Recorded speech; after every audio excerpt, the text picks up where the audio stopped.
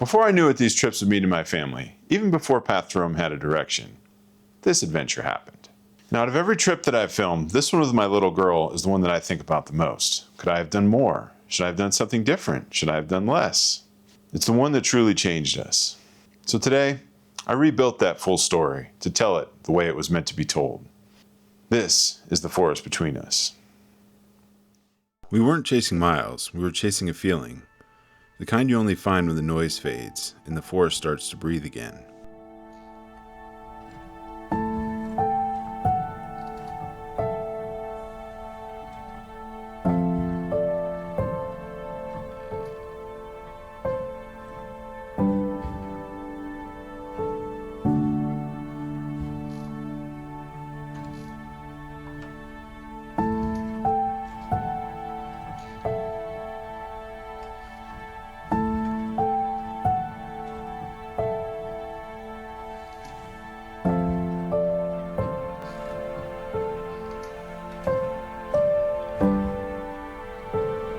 I packed the Jeep, checked the maps, and looked at my daughter in the back seat, full of curiosity and a little hesitation. The road ahead was Mendocino National Forest. What we didn't know yet was that the forest had its own plans for us. It started like most trips do. Blue skies, a full tank, that low hum of excitement. Out here, you don't measure distance in miles, you measure it in moments. The kind that stay with you. My goal wasn't just to get away from work or noise. It was to give her something real, something that would slow down time. Every sound, gravel under the tires, birds between the trees, felt like the world was letting us in.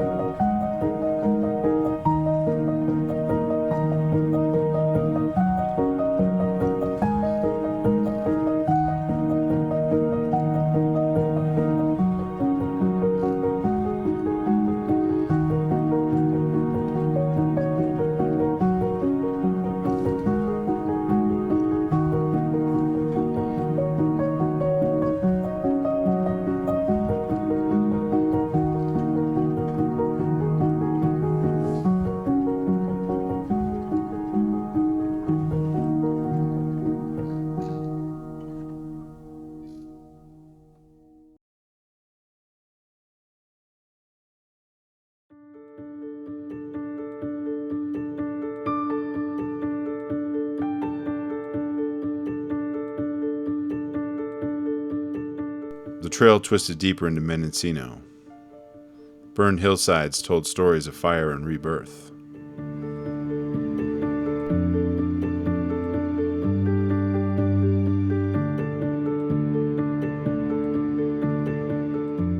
She asked questions about everything: the trees, the scars in the bark, the way the light moved through the fog.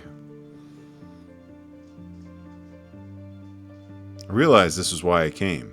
Not for the drive, not for the view, but for that voice from the back seat, curious, honest, and alive.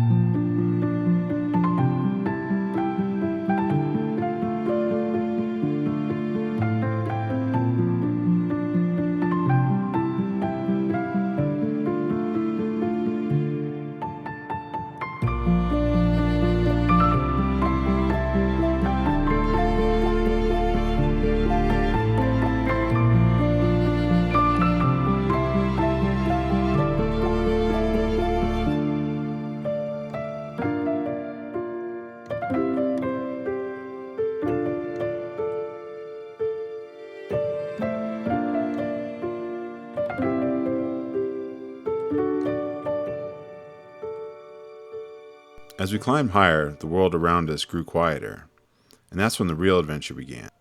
We saw rain in the distance, but the temperatures dropped fast, and snow showed up out of nowhere. I could feel the tires starting to slip, the Jeep fighting for grip, the trail ahead fading into the white.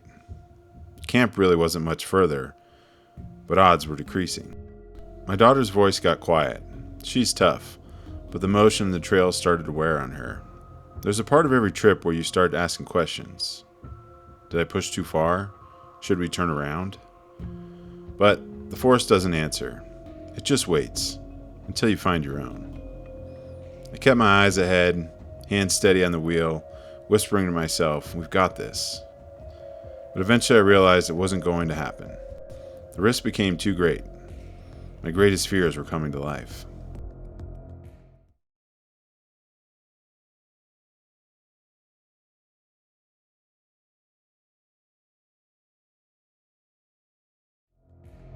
As I decided to turn around, I quickly realized fuel was minimal. I had pressed it too hard, pushed it too far. As we headed back down the mountain in hopes of safety, every obstacle became a lesson, every mile a memory.